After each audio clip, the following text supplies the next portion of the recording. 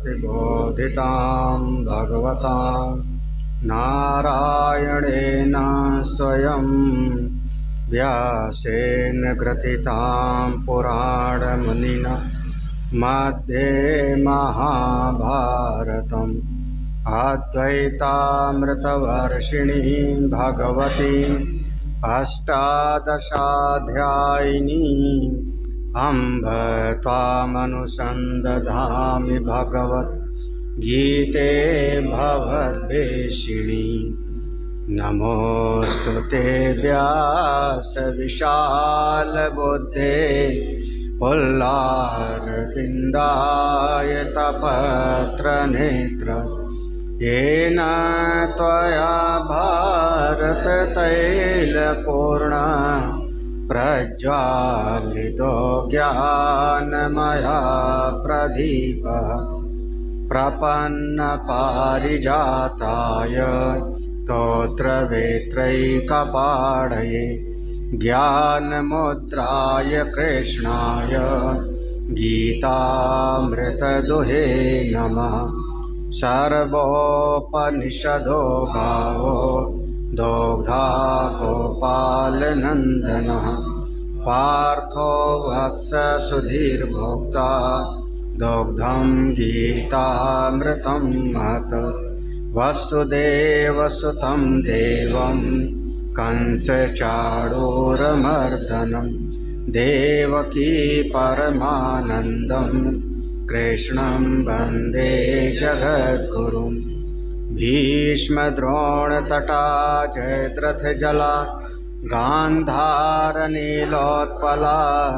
शल्यग्राहवती कृपेण वहनी कर्णेन वेलाकुला अश्वत्थाम विकर्णघोरमकरा दुर्योधनावर्तिनी सोत्तीर्णा खलु पाण्डवैरणनदी कैवर्तका केशवः पाराशर्यवचा सरोजममलं गीतार्थगन्धोत्कटं नानाख्यानककेसरं हरिकथा सम्बोधना बोधितं। लोके सज्जनषट्पदैर्हरः पेपीयमानं मुदा भूयात् भारतपङ्कजं कलिमल प्रध्वंसिना श्रेयसे। मूकं करोति वाचालं पङ्गुं लङ्घयते गिरिं यत्कृपातमहं वन्दे परमानन्दमाधवम्। यं ब्रह्मा वरुणेन्द्ररुद्रमरुतः स्तुवन्ति दिव्यैस्तवैः वेदैः साङ्गपदक्रमोपनिषदैः गायन्ति यं सामगा। ध्यानावस्थिततद्गतेन मनसा पश्यन्ति यं योगिनो यस्यान्तं न विदुषुरासुरगणा देवाय तस्मै नमः।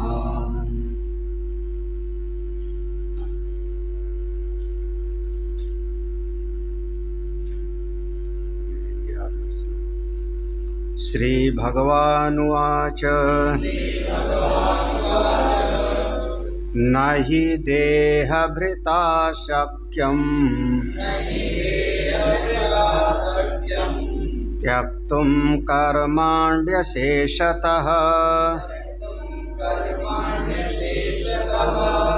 यस्तु कर्मफलत्यागी सत्यागीत्यभिधीयते। अनिष्टमिष्टं मिश्रं च त्रिविधं कर्मणा फलम् भवत्यागिनां प्रेत्य न तु सन्न्यासिनां क्वचित्।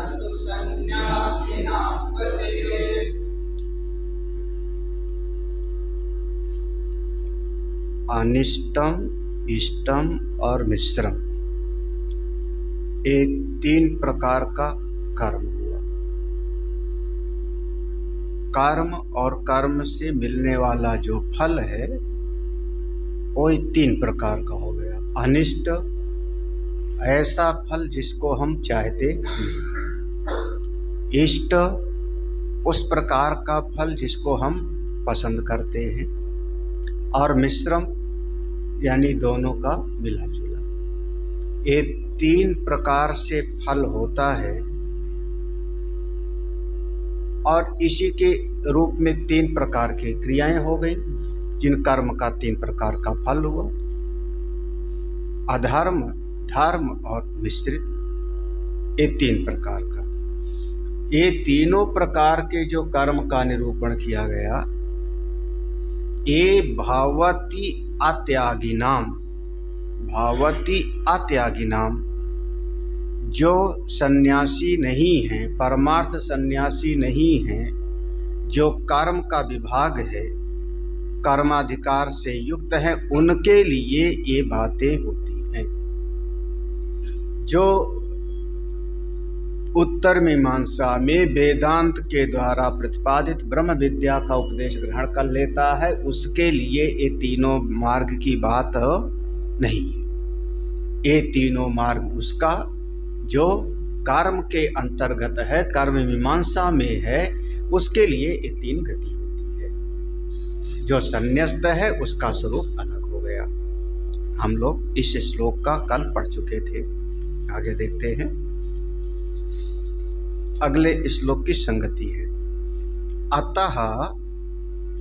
अतः परमार्थ दर्शिना एव अशेष कर्म संन्यासित्वं संभवति।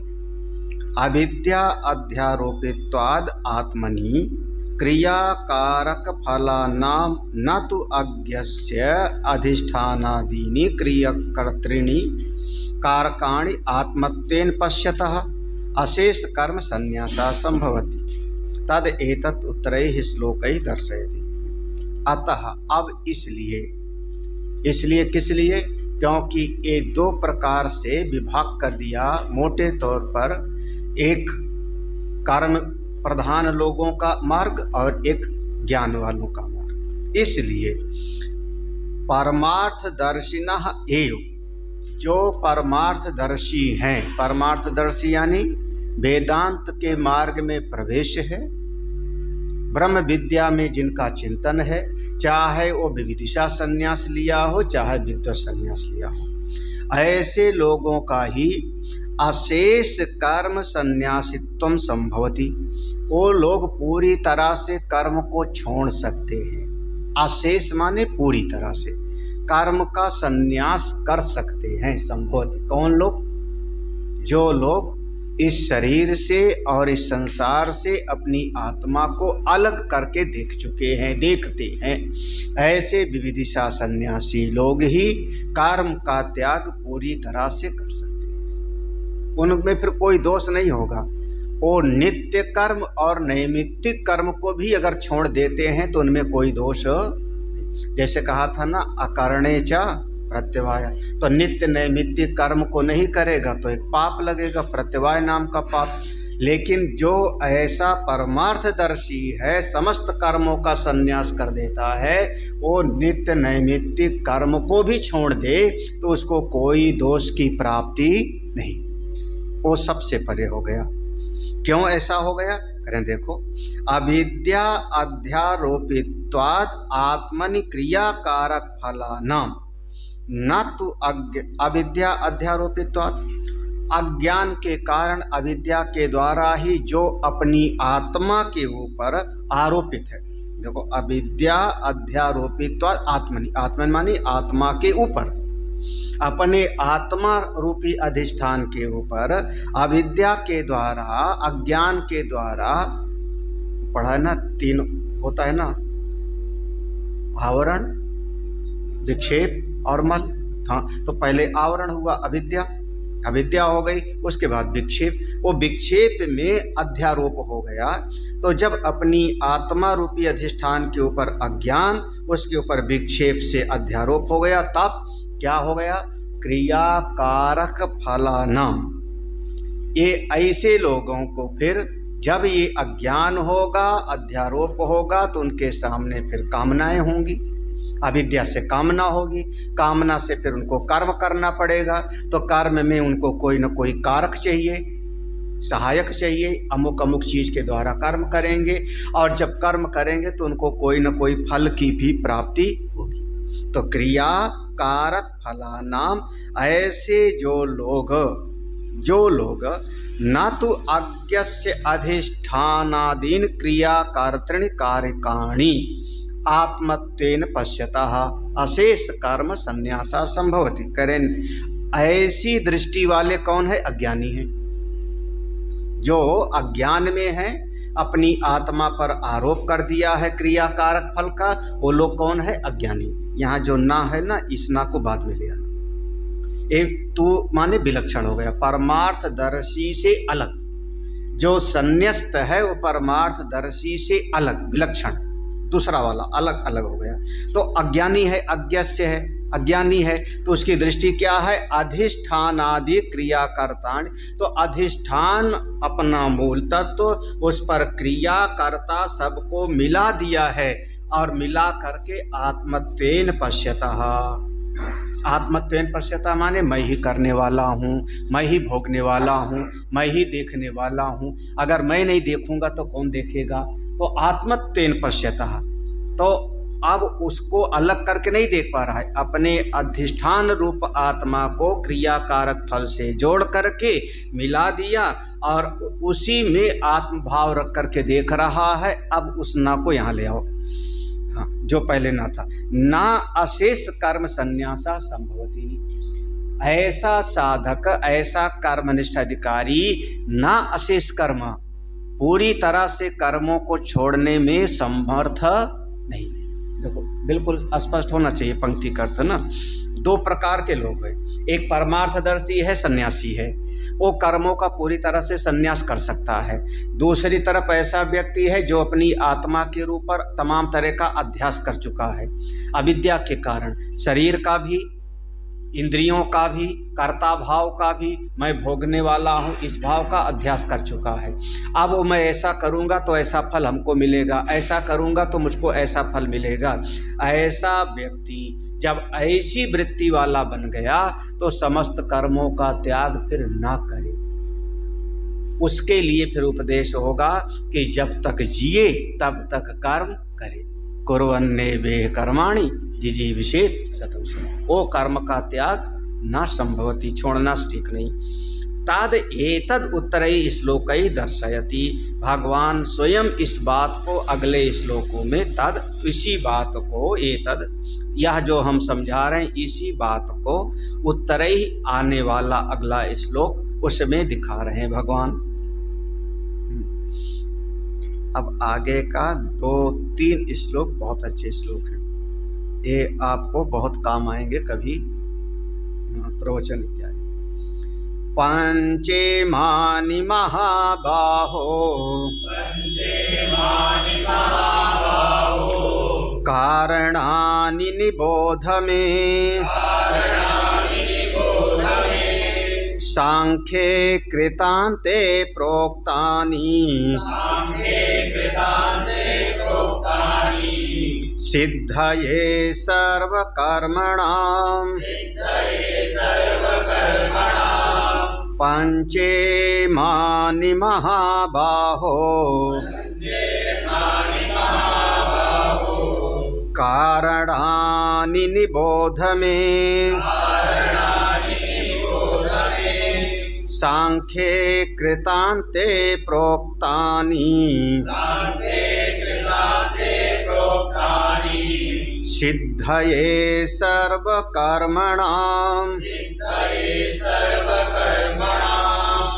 हे महाबाहो, संबोधन किया अर्जुन के लिए, हे महाबाहो, इमानि पंच कारणानि मे निबोध। ईमानी। पंचेतानि, एतानि शब्द भी चलेगा, एतानि शब्द से भाव वही निकलेगा, लेकिन ईमान ही ठीक होगा।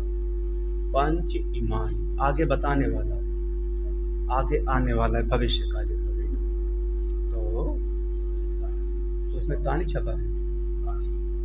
आप लोगों में क्या छपा है समझ? तब फिर ठीक है। फिर तो पंच ईमानी, देखो पंच धन ईमान। हाँ, तो हे महाभाव क्या करें? गीता प्रेस का होगा, वो भी गीता प्रेस का ही है, मूल पाठ हो, मूल पाठ।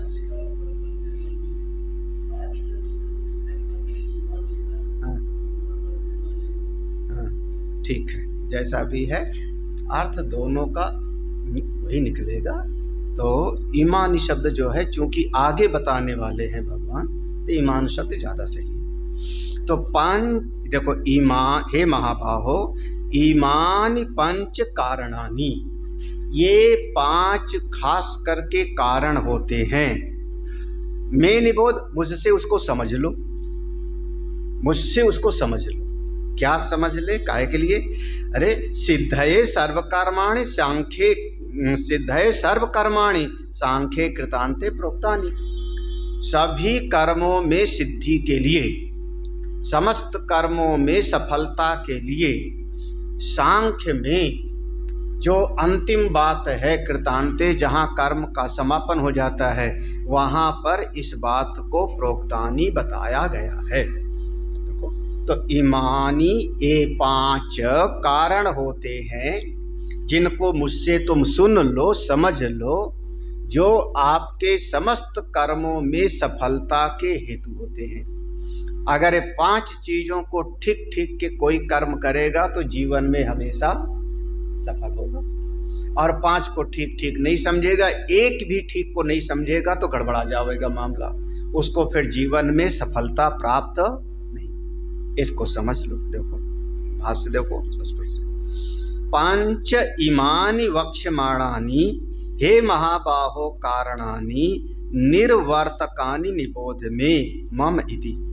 पंच इमानी, ये पांच, वक्ष्यमाणानि जो हम आगे बताएंगे, हे महाबाहो कारणानि जो कारण बताएंगे, कौन सा? निर्वर्तकानि जो वर्तन करने का मूल हेतु, व्यवहार करने का मूल हेतु, जो आपके दुनिया में समस्त कर्मों को करने का जो मूल हेतु है, वो पांच हैं, उनको मैं बताने जा रहा हूँ, वो समझ लो। अब इसकी बात समझाते। उत्तरत्र चेतः समाधानार्थम वस्तु वैषम्य प्रदर्शनार्थम च तान कारणानि ज्ञातव्यतया स्तौति।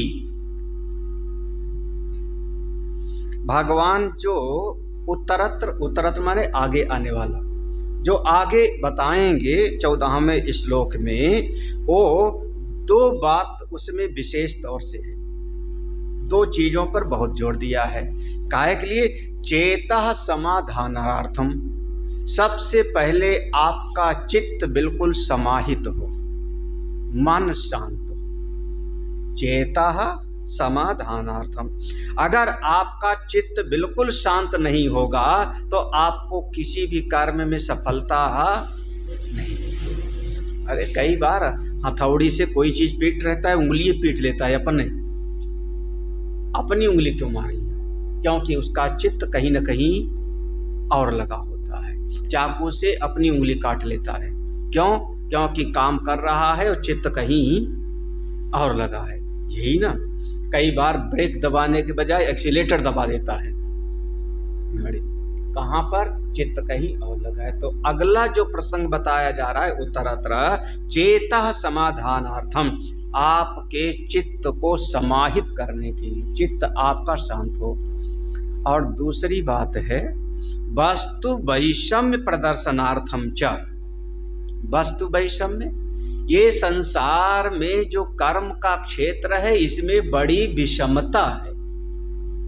वस्तु वैषम्य प्रदर्शनार्थम, यानी संसार में कर्म का क्षेत्र बड़ी विषमता वाला है, बड़ी कठिनाई वाला है, सबको संभालना बहुत मुश्किल है। पता नहीं कहाँ से जो है ये लोग जब शादी करते हैं बड़े खुश होते हैं, हम दुनिया बदल देंगे।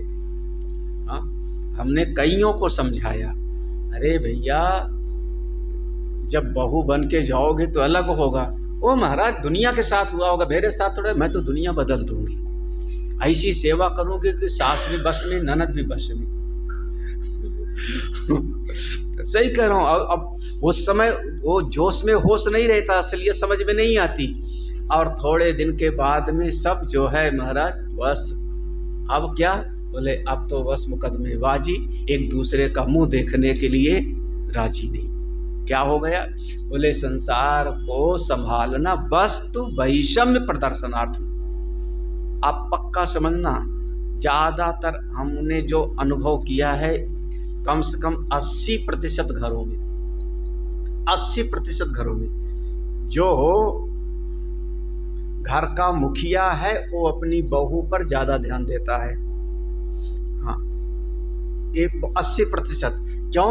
बहू उसको खूब सेवा करके पटाए रखती है, क्योंकि पेंशन तो उसी की मिलनी है ना। भाई पेंशन तो वही ला के देवेगा, रुपया वही ला के देता है, दाल वही ला देगा, सब्जी दूध वही ला देगा, और कभी कभी कुछ नहीं तो सब्जी काट भी देगा रसोई में। अब फिर जो सास है वो इसी से चिढ़ा करती है। अब तो बड़ा विचित्र है, अब संभालो दोनों को, कितना मुश्किल है। तो संसार में कर्म का क्षेत्र बहुत कठिन है, इस बात वस्तु वैषम्य प्रदर्शनार्थम च। तो अच्छा, अब अगर ये बात को ठीक ठीक जान लेवे कि संसार को संभालना बहुत कठिन है, तो इससे पहले ही नाता तोड़ के उस ज्ञान में प्रवेश कर जाए, असली में प्रवेश कर जाए। तानि कारणानि ज्ञातव्यतया स्तौति। तो इसको ठीक ठीक अगर जान ले तो जान करके ही इससे मुक्ति हो जाएगी ना। अगर हमने जान लिया कि यहाँ पर गड्ढा है तो मैं उससे बच जाऊंगा, अगर मैंने जान लिया कि ये कांटा है चुभ जाएगा तो उससे मैं बच जाऊंगा। तो ज्ञान आपका प्रवृत्ति और निवृत्ति का हेतु होता है।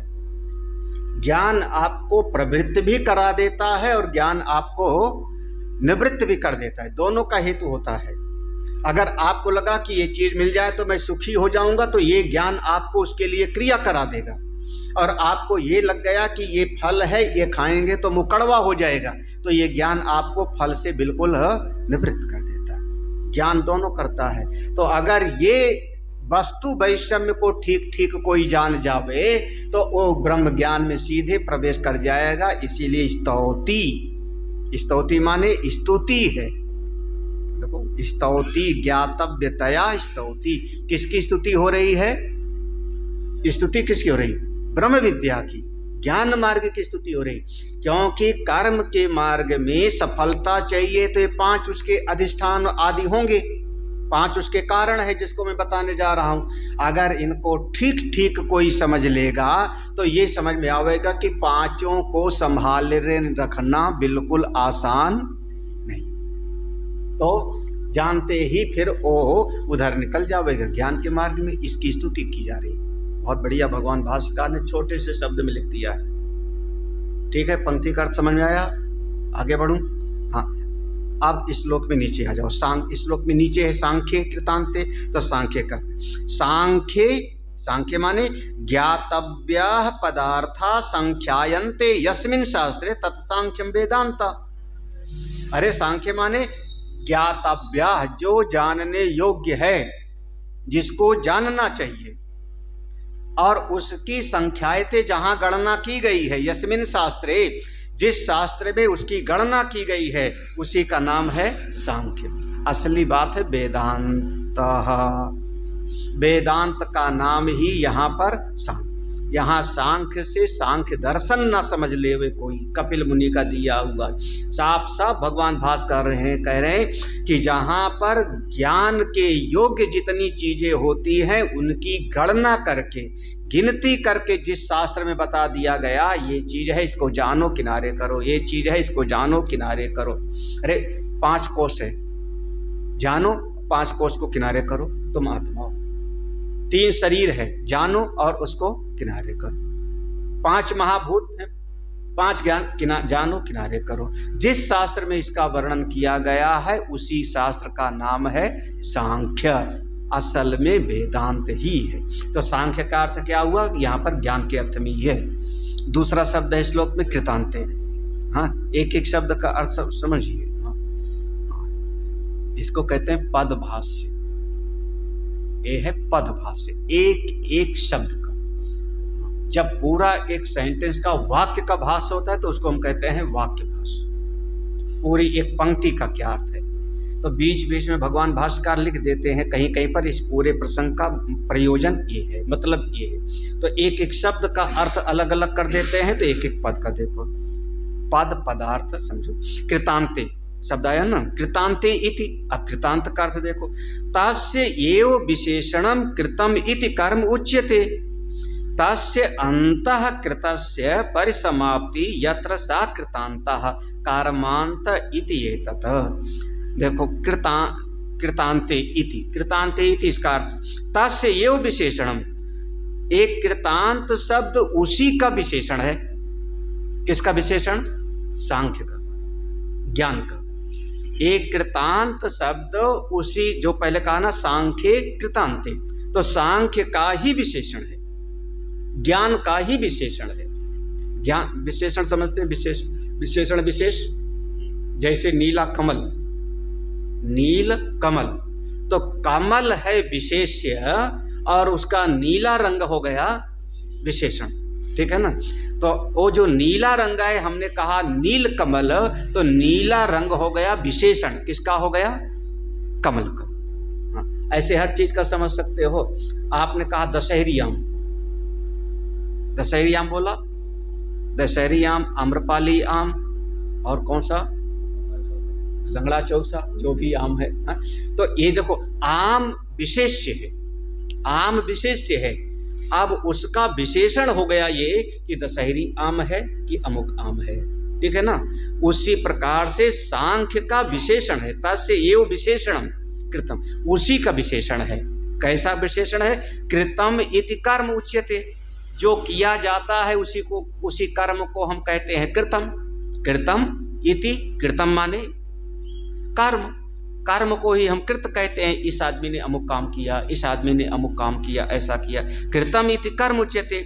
और कर्म जहां समाप्त हो जाए सारे, तस्य अंतः कृतस्य पर समाप्ति, वो कर्म जहां पूरी तरह से जाके समाप्त हो जाए, यत्र सा कृतांतः, यानी कर्मांतः इति एतत्।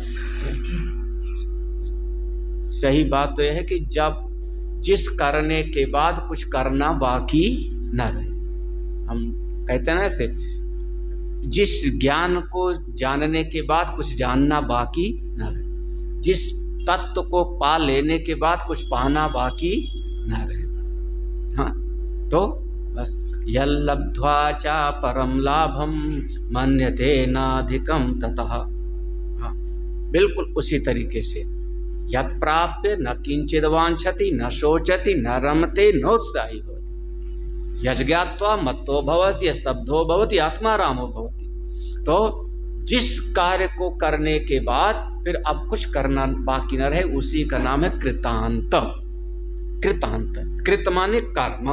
देखो दो शब्द जोड़ दिया है कृतांत में, कृत धन अंत। तो कृत माने कर्म, अंत माने ऐसा कर्म जहां पर सारे करना समाप्त हो जाए। देखो कितना बढ़िया अर्थ निकाल दिया भगवान भाष्य। कृतांत माने कहां पर? एक कृतांत शब्द क्या हो गया? उसी सांख्य का विशेषण हो गया, क्योंकि ज्ञान में ही सब जा करके समाप्त हो जाएगा। अब इसी गीता से उदाहरण निकालो, इसी गीता से उदाहरण निकालो। कृतांत शब्द का जो अर्थ किया, कर्म जहां सब पूरा जाके समाप्त हो जाता है। हाँ, श्लोक सर्वं कर्माखिलं पार्थ ज्ञाने, याद आना चाहिए ना, सर्वं कर्म अखिलम कर्म, कहाँ? ज्ञाने परिसमाप्यते, वहीं पर जाके समाप्त हो जाता है। तो सांख्य कृतांते। अब देखो भगवान, अब देखो, अरे यही लिखा हुआ है, तुम लोगों ने नकल कर लिया लगता है। यावानर्थ उदपाने, देखो एक दूसरे अध्याय में है यावानर्थ उदपाने सर्वतः संप्लुतोदके। फिर सर्वम कर्माखिलम पार्थ ज्ञाने, जहाँ ज्ञान में, जिस ज्ञान में सब जाके कर्म सब, इति आत्मज्ञाने संजाते सर्व कर्मणाम निवृत्तिम दर्शयति। इस प्रकार से आत्मज्ञान में ही जब संजाते माने जब भीतर आत्मस्वरूप का बोध हो जाता है तब समस्त कर्मों की निवृत्ति हो जाती है, ऐसा भगवान ने कहा है, ऐसा भगवान ने बताया है। इसका मतलब सांख्य कृतांते मतलब हुआ उस ब्रह्म विद्या में जाकर के समस्त कर्मों की परिसमाप्ति हो जाती है, कर्म वहां पर पहुंचा के चुपचाप किनारे हो जाता है। अब देखो, अतः तस्मिन् आत्मज्ञानार्थे सांख्ये कृतांते वेदांते प्रोक्तानि कथितानि सिद्धये निष्पत्त्यर्थम सर्वकर्म। अतः इसलिए तस्मिन्, तस्मिन् माने किसमें, उसमें, तस्मिन् माने उसमें, उसके लिए, उसमें किसमें, आत्मज्ञानार्थे, आत्मज्ञान के लिए। आत्मज्ञान किससे होगा, वेदांत से, सांख्य वेदांत से।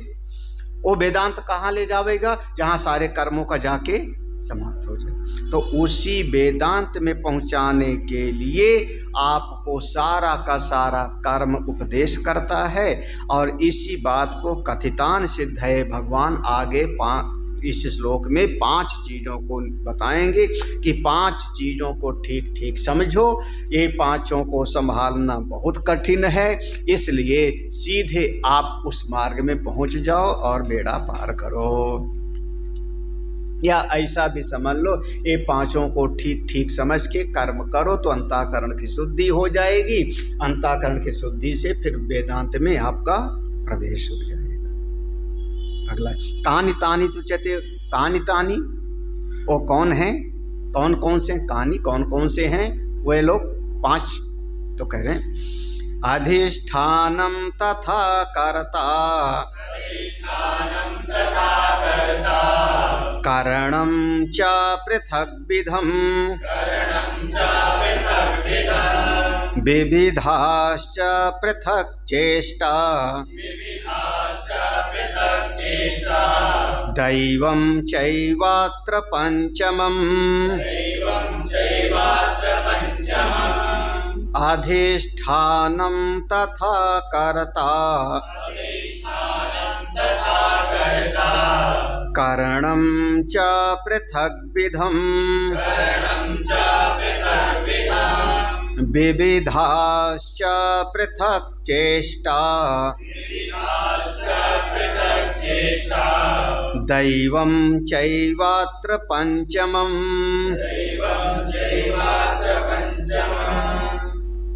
ये 5 चीजों का यहाँ नाम गिनाया है। अधिष्ठान नंबर 1, कर्ता 2, कारण 3, विविध प्रकार की चेष्टा 4 और दैव। ये 5 चीजें हैं। जब 5 ठीक ठाक होते हैं तो आपको कर्म में सफलता प्राप्त होती है।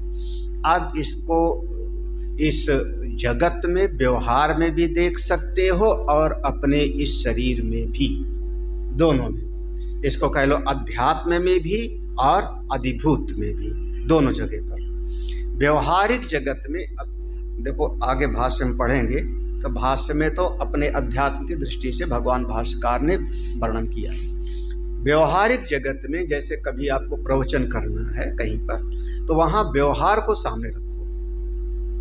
वहाँ हम व्यवहारिक पक्ष को ज़्यादा लाते हैं प्रवचन में। जब स्वाध्याय होता है तो पूरा का पूरा भाष्य के साथ में, पद पदार्थ के साथ में ध्यान रखना पड़ता है, क्योंकि वहाँ पर प्रवचन में समाज ज़्यादा होता है।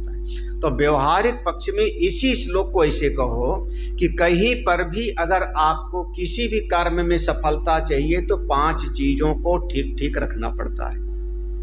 दृष्टांत दूं, घर का, बाहर का खेत। एक किसान आदमी है तो किसान आदमी है, उसको फसल चाहिए, अन्न चाहिए, तो उसके सामने 5 चीज चाहिए। पहले तो उसके पास जमीन हो। जमीन क्या हो गया, अधिष्ठान।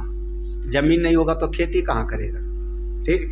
फिर उसके साथ में कर्ता भी चाहिए, मैं करूं, मैं करने वाला हूं, ये भी। अगर हल नहीं चलाएगा तो कैसे जो है फसल मिलेगी। कर्ता को थोड़ा बुद्धिमान हो, किस समय कौन सा बीज बोना है, सर्दी में कौन सा बीज बोया जाएगा, गर्मी में कौन सा बीज बोया जाएगा, कर्ता बुद्धिमान हो। देखो खेत चाहिए, करने वाला दो। तीसरा, अब खेत में बीज बोने के लिए कुछ ना कुछ साधन भी तो चाहिए आपको। हाँ, हल बैल नहीं चाहिए, ट्रैक्टर ही चाहिए, देख लो। हाँ, ट्रैक्टर चाहिए तो ट्रैक्टर भी तो चाहिए, तो डीजल भी तो चाहिए। फिर आपको ट्रैक्टर होगा तो डीजल भी चाहिए। अच्छा, ट्रैक्टर होवे, डीजल भी होवे, आपके पास में वो हैरो ना होवे पीछे वाला जोतने वाला, तो पहिया जोतेगा क्या।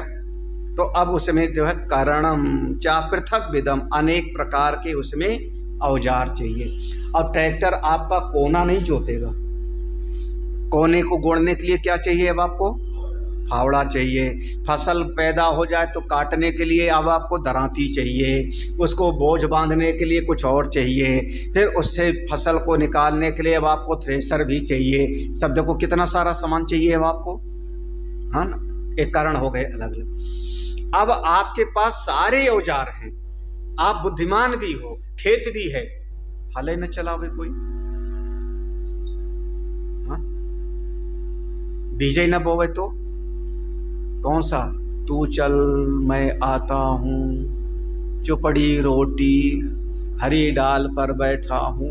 कौन बोला था ऐसा, कौआ और गिलहरी की कहानी थी। हाँ, अब आजकल के स्कूल में नहीं होगा, हम लोगों को विद्यालय बचपन में पढ़ाया गया था, तीसरी चौथी में रहा होगा। तो अब कुछ करना भी तो पड़ेगा ना। इस जो करेगा उसका नाम हो गया चेष्टा। चेष्टा माने क्रिया हो गई।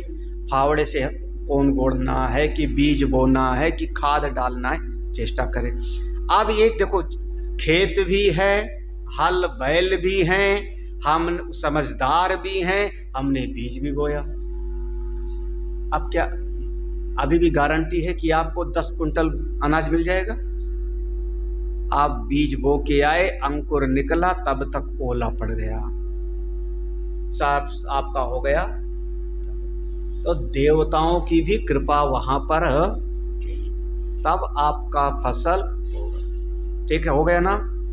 तो अब फसल भी हो गया। अब रसोई और बता देता हूं। हाँ, भोजन बनाना है तो आपको एक जगह तो चाहिए ना, जगह तो चाहिए। जहां वो बनाने की जगह है उसका नाम है अधिष्ठान। ठीक है, अधिष्ठान हो गए। अब आप थोड़ी अकल वाले भी तो हो, कर्ता बनाने वाला रसोईया, उसके भीतर इतना तो अकल होवे ना, इतना तो ना हो जावे कि पहले जो है उसमें सब्जी भर देवे कुकर में, फिर तेल डाले। यही हरिद्वार की घटना है। हाँ, हरिद्वार के तुम लोगों को नहीं पता है। जब इस जमीन को खरीदा था तो उस समय 1 नंबर गली में एक धर्मशाला थी, वो दीप्ति कुटीर के सामने। वो बाद में फिर गीता कुटीर वालों ने खरीद लिया धर्मशाला को। तो उस धर्मशाला में हम रुके थे। यहाँ तो जमीन की रजिस्ट्री का टाइम था, तो वहाँ रुके थे। और फिर जो है वहाँ पर एक हमारा विद्यार्थी था, क्या साथ रहता था वो। तो हमने कहा सब्जी बनाओ, तो उसने सब्जी काटी, कुकर में उसने पूरा सब्जी धो करके कुकर में भर दिया। उसको 4 किलो वाला जो गैस सिलेंडर होता है उस पर उसने चढ़ाया, और फिर तेल का पिपिया लेके उसमें तेल डालना शुरू किया। संयोग से मैं वहीं बैठा था, सामने देख लिया। हमने कहा भैया सब्जी ऐसे तो नहीं बनती। कौन था? चंद्रभान था उस समय, चंद्रभान नहीं था शायद। तो अच्छा, पुरानी बात है, 24 साल पुरानी बात बता रहा हूँ। हाँ, तुम्हारे ही गांव वाला। हाँ देखो याद, तुम्हारे ही गांव वाला चंद्रभान, 98 की बात है, कौन कहाँ। तो अब अच्छा, अब देखो, कर्ता को अकल वाला तो होना चाहिए ना। रसोई है अधिष्ठान, बनाने वाला है कर्ता। आपके पास थोड़ा सामान भी तो चाहिए, कुकर चाहिए, कड़छी चाहिए, ये क्या हो गया? कारण है ना। अब आप सब होवे और बनाओ ना, भूख कैसे मिटेगी? तो आपको क्रिया भी तो करनी पड़ेगी, रसोई में जा करके प्रयास तो करना पड़ेगा ना। इसका नाम हो गया चेष्टा। हाँ, और सब ठीक है और अंत में थोड़ा दिमाग खराब हो गया, देवता नाराज हो गए, कोई देवता, और कोई एक आया, उसने कोई ऐसा कुछ बोल दिया, ऐसा कुछ बोल दिया, दिमाग मेरा खराब हुआ। और देखो अब देवता खराब हो गए, समय की बात है, और इतना गुस्सा आया, उठाया प्रेशर कुकर, पटक दिया, लो खाओ, अब भूख मिटाओ। ऐसा कभी हुआ तो नहीं? थाली बहुत पटके होंगे, नहीं पटका? शिव कुमार ने कभी थाली नहीं पटकी? क्या बात है। तभी तो यहाँ, हाँ, तभी तो यहाँ सत्संग में बैठे, नहीं तो ऐसे ऐसे लोग हैं थाली पटकते हैं, ऐसे थाली उठा के ले जाओ, ऐसे ऐसे लोग हैं, तभी तो सत्संग में बैठे हैं, तभी तो जो है अच्छे कर्म हमको इस मार्ग पे ले आते हैं। अगर कुछ स्वभाव अच्छा नहीं होगा तो यहाँ टिकेगा ही नहीं, टिकेगा ही नहीं। तो ऐसे लेकिन ऐसा कई बार होता है, कई बार होता है। तो अब क्या हो गया? अब देखो पूरा हो गया ना 5 चीजें, हमने खेत का बता दिया, रसोई का बता दिया, ठीक है। अब सब जगह पर कहीं पर भी सफलता चाहिए तो ये 5 चीज ठीक ठाक होने चाहिए। विद्यालय में भी जोड़ सकते हो, विद्यालय है अधिष्ठान, आप विद्यार्थी हो तो कर्ता, वहाँ पर किताबें, लाइब्रेरी हैं, लैब है, ये क्या है? कारण। वहाँ जाके आपको प्रयास करना पड़ेगा, चेष्टा, और थोड़ा दिमाग भी ठीक ठाक हो गए, देवता भी खुश रहे। अंतिम बात, अब भाष्य देखो, अब अध्यात्म में आ जाओ, अपने इस जीवन में आ जाओ। अध्यात्म, अधिष्ठानम इच्छा द्वेष सुख दुख ज्ञान आदि नाम अभिव्यक्ते आश्रय अधिष्ठानम शरीरम। ये शरीर ही अधिष्ठान है आपका, कर्म करने में ये शरीर अधिष्ठान है। क्यों? ये शरीर में ही आपकी इच्छा होती है, आपका द्वेष आता है, इसी में सुख दुख आता है, इसी के भीतर ज्ञान भी होता है। ये कहाँ का श्लोक का है? हाँ,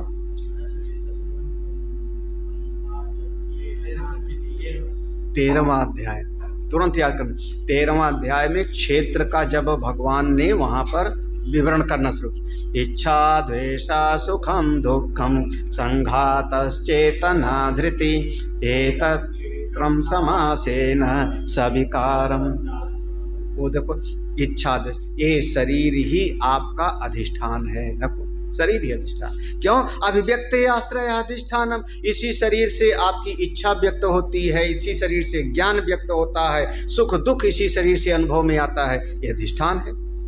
तथा कारता उपाधि लक्षणों भोक्ता, अब इस शरीर को माध्यम बना के भीतर जो चिदाभास है जीव, वो कौन हो गया? कर्ता। क्यों कर्ता? क्यों है? क्यों करता है आदमी? अरे क्योंकि भोगना है, सुख चाहिए, दुख चाहिए, तभी तो ना, भोग के लिए ही करता है। अगर भोक्ता पहले बनता है तब करता होता है। देखो, उपाधि लक्षणों भोक्ता, ये अंतःकरण की उपाधि को धारण करके भोक्ता बनेगा।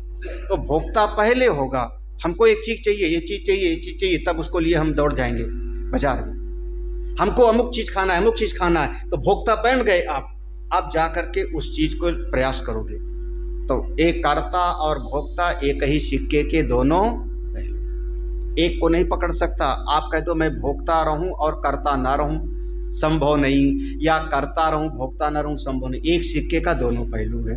भास्कर कह रहे कारता उपाधि लक्षणों भोक्ता, ये इसी शरीर से अब वो करेगा।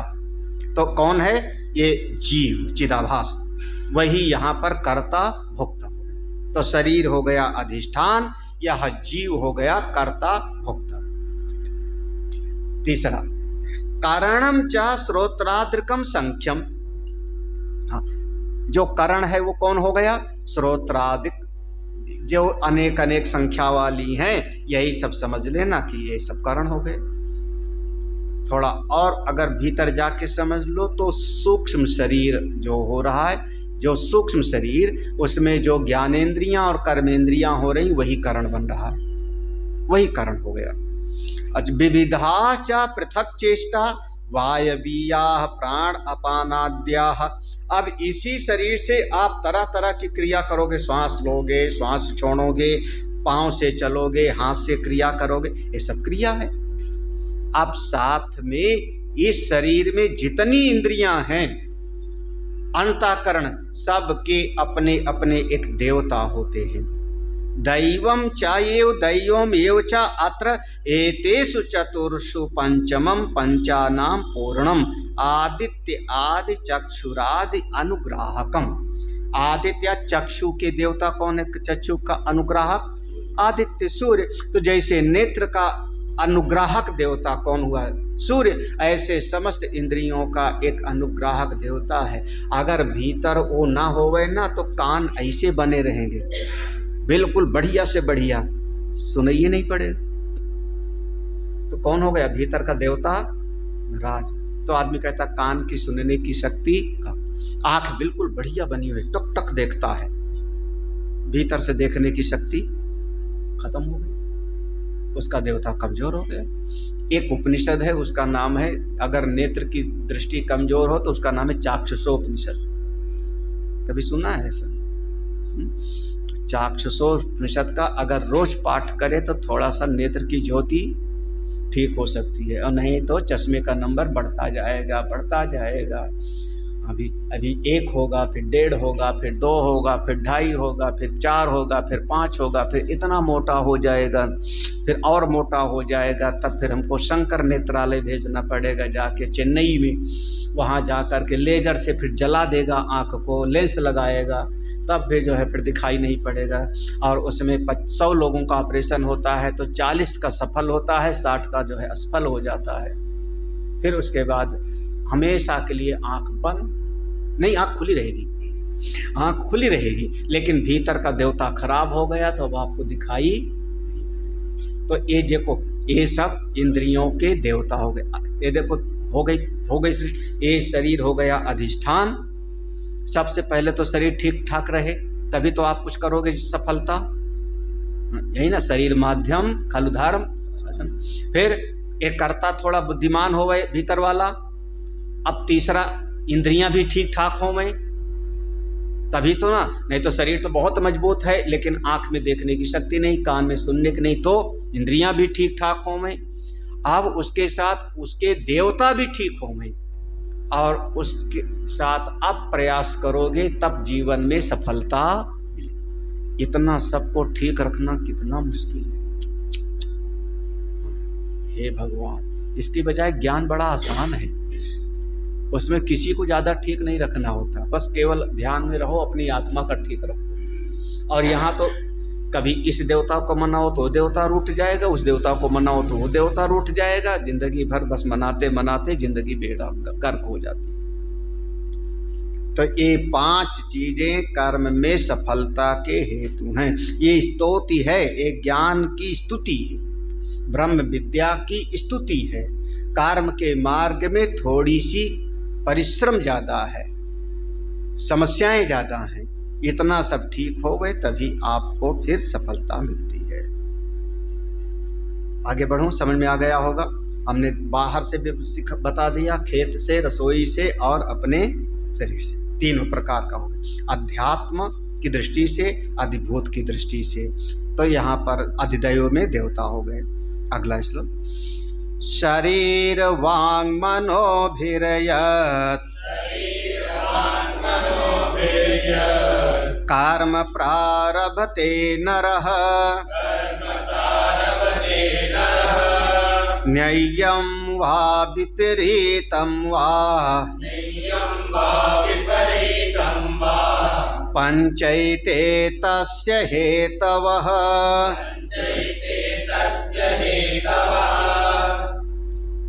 शरीर वांग मनोभि, मनोभि, ये तीनों को एक साथ ले लो, समास कर दिया। शरीर के द्वारा, वाणी के द्वारा और मन के द्वारा।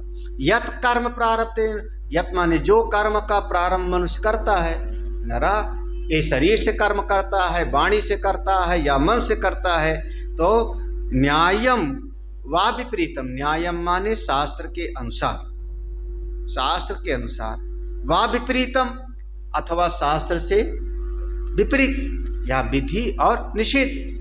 तो न्यायम माने विधि, विपरीतम माने निषेध। तो अगर जो भी कुछ करता है सब में ये पांच ही तस्य हेतुआ, ये पांच उसके हेतु हैं। कर्म करने में पांच की जरूरत पड़ती। अच्छा, किसी की गर्दन भी काटनी हो तो हाँ अधिष्ठान भी चाहिए, है ना, फिर काटने वाला भी चाहिए, है ना, और काटने के लिए गर्दन, औजार भी चाहिए। औजार कैसा होना चाहिए? पहना होना चाहिए, है ना। अब देखो सब चीज में ना, और उसमें देवता भी सहायक हो में, और देवता सहायक ना हो में तो महाराज फिर तो फिर पकड़ा जाओगे, है ना। देवता भी सहायक हो। अब ये देखो ताजी घटना तुम लोग समझ गए ना, तो बिल्कुल समझ गए। तो देवता भी सहायक हो में, और साथ में चलिए ठीक। तो ऐसे ही शरीर, वाणी और मन, ये तीनों से जो करते हैं पांच। भाष्य देखो, शरीर वांग मनो भी यत कर्म त्रिभी एतैः प्रारभते निर्वर्तयति नरो, न्यायम व धर्म्यम शास्त्रीयम, विपरीतम व अशास्त्रीयम अधर्म्यम। देखो, शरीर वांग मनो भी, शरीर वाणी और मन, कायिक वाचिक और मानसिक, तीन ही प्रकार का कर्म होता है। यत कर्म, जो भी कर्म, त्रिभी एतैः, ये तीनों कर्म करते हैं, निर्वर्तयति यानी व्यवहार करता है, संपादन करता है, कर्म करता है मनुष्य। न्यायम माने धर्म्यम, शास्त्रीयम धर्म का शास्त्र के अनुसार, विपरीतम व अशास्त्रीयम अधर्म करता है। वो सब का सब जो भी करता है वो सब में पांचों की जरूरत पड़ती है। यत चा अपि निमिषित चेष्टादि जीवन हेतु तद अपि पूर्वकृत धर्म अधर्मयो यो कार्यम एते न्याय विपरीतयो एव ग्रहणेन गृहीतम।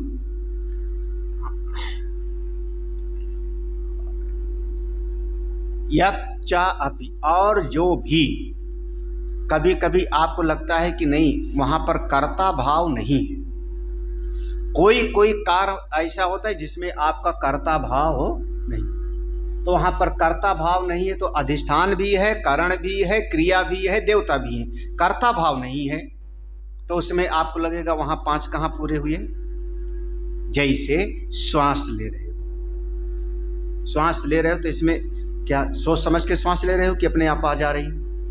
कर्ता भाव नहीं है। भाष्यकार ने कहा निमिषित चेष्टादि, आंख का पलक का गिरना और उठना,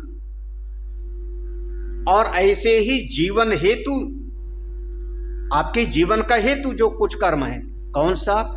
आपने भोजन कर लिया तो भोजन का पचना, वो भी तो क्रिया हो रही शरीर के भीतर, श्वास आ रहा जा रही, आंख जो है, हाँ, तो वहां कर्ता भाव तो नहीं है। अरे एक मच्छर ने काटा तो आप सोच के थोड़े मारते कि अब मैं थप्पड़ से मारूं कि इसको जो है चमचे से मारूं, सोचते हो कभी? मच्छर ने काटा, धड़ाक से मार दिया आपने, तो कर्ता भाव नहीं है। तो जीवन हेतु, जो आपके जीवन के संचार के लिए, जीवन चलता रहे उसके लिए जो कर्म कर रहे हो, सहज होता है, वहां कर्ता भाव आपको दिखाई ही नहीं पड़ता। तो वहां तो चारे हुआ,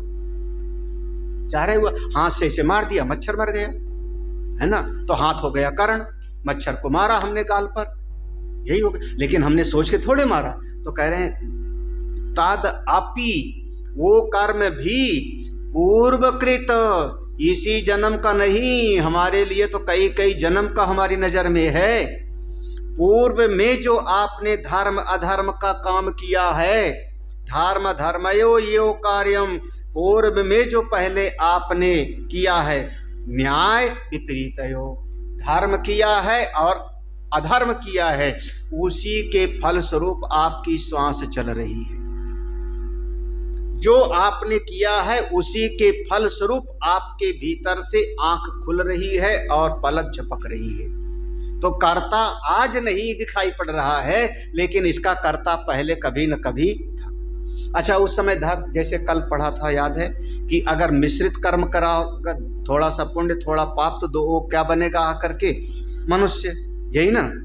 तो वो जो मिश्रित कर्म किया था तो वहां तो कर्ता भाव था, तभी तो मनुष्य बना। जब मनुष्य बना तो मनुष्य बनते ही उसकी आंख की पलकें गिर पड़ रही है।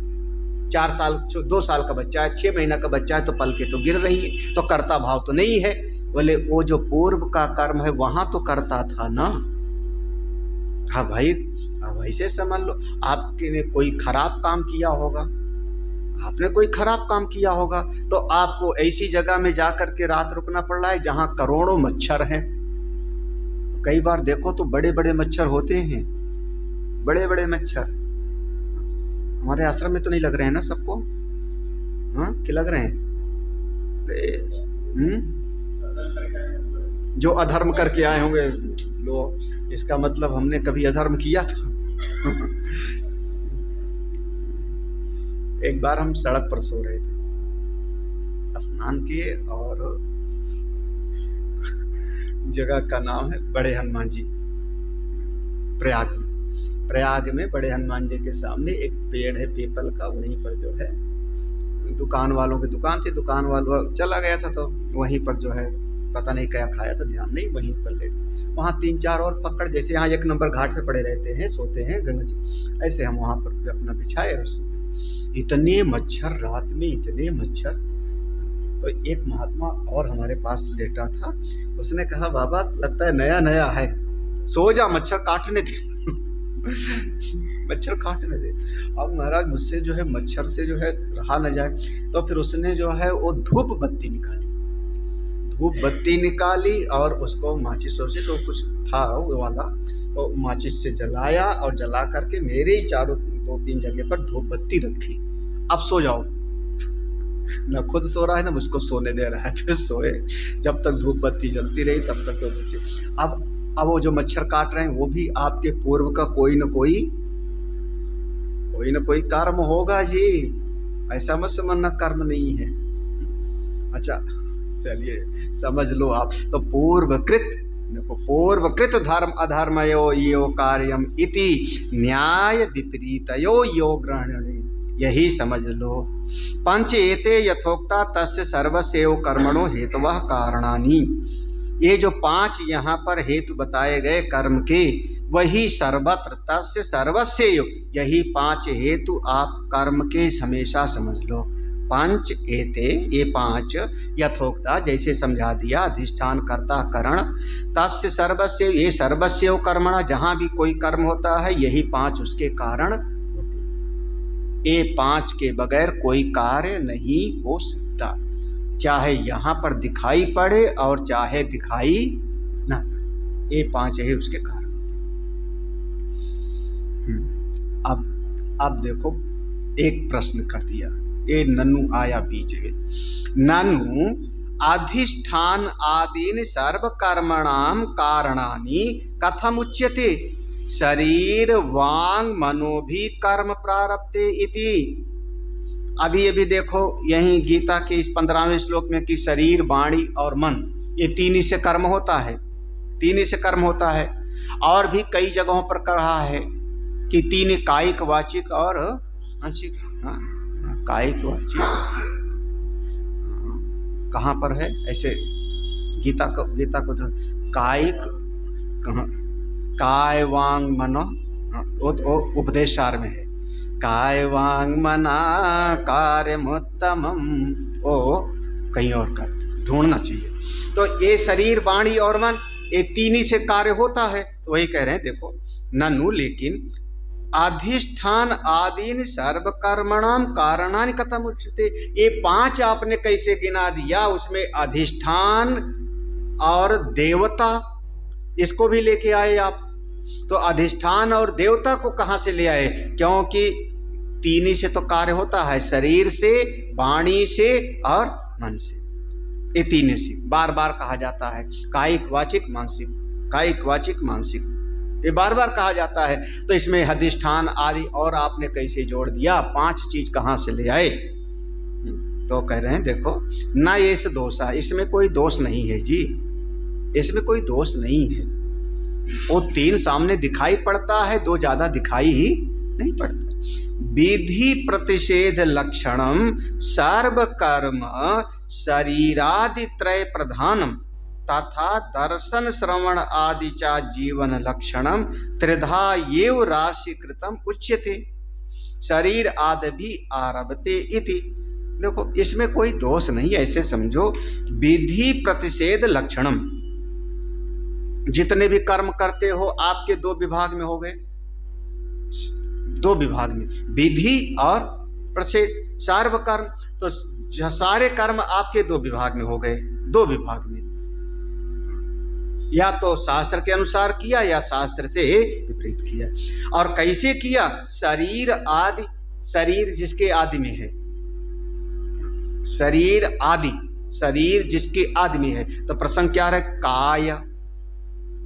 ऊपर श्लोक में क्या है? शरीर, शरीर शब्द पहले है ना, तो शरीर, फिर यहाँ पर शरीर आदि त्रय मत ले लेना, शरीर आदि त्रय में कहीं भूल से स्थूल शरीर सूक्ष्म शरीर मत जोड़ लेना यहाँ पे। तो शरीर आदि में है, तो श्लोक में है शरीर वांग और मन, तो शरीर आदि त्रय प्रधानम, ये शरीर में जो तीन चीज है यही प्रधान है। शरीर दिखाई पड़ता है, वाणी है और मन, ये तीन मतलब मुख्य है, इन्हीं से ज्यादा आप व्यवहार करते हो, है सब पांचों, लेकिन यही प्रधान है, मुखिया है। और इसी से दर्शन श्रवण आदि चा जीवन लक्षणम त्रिधा एव राशि कृतम उच्यते, इन्हीं से ज्यादातर क्या करते हो आप? देखते हो, सुनते हो, बोलते हो, काम करते हो, यही से दर्शन श्रवण है ये। और जब तक आपकी आंख देख रही है तब तक हम कहेंगे जिंदा है, कान सुन रहा है तो हम कहेंगे जिंदा है, हाथ काम कर रहा है तो हम कहेंगे जिंदा है। तो यही शरीर, वाणी और मन, ये तीन जब तक काम करते रहते तब तक आदमी जीवित है। इसलिए तीन ही को हम खास करके यहाँ पर ले लिए हैं, अन्यथा पांचों हैं। जीवन लक्षणम त्रिधा एव राशिकृतम उच्यते, ये तीनों को बांट के, राशिकृतम बांट के ऐसे कहा गया है।